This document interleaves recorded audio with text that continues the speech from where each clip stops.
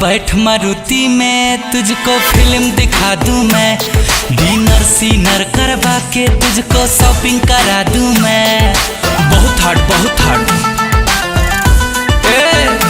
आजा बैठ मारुति में तुझको फिल्म दिखा दूं मैं, डिनर सीनर करवा के तुझको शॉपिंग करा दूं मैं।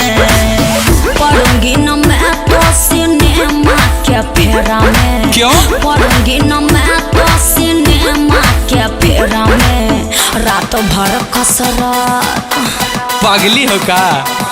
रात भर कसरत करैबो हमसे डेरा में। रात भर कसरत करैबो हमसे डेरा में। रात भर कसरत करैबो हमसे डेरा में।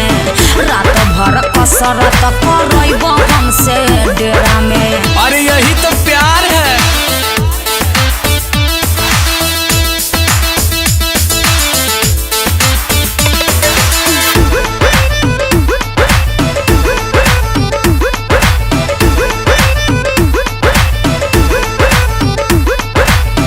देखे में लागे तोहर नियत खराब हो, कोई देव गड़बड़ सरबड़ पी के शराब हो।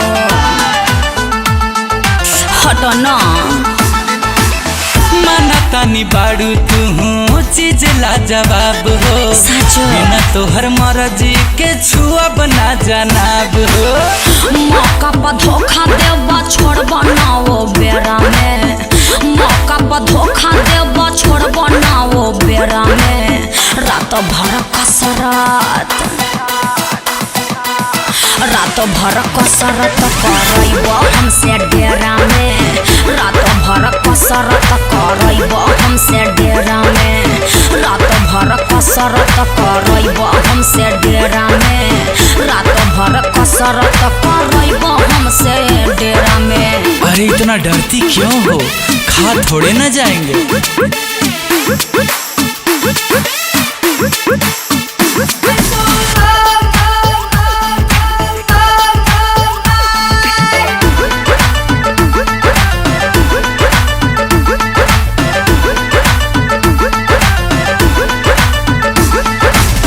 आऊंगी ना हाथ तेरे, मानूंगी ना बात को।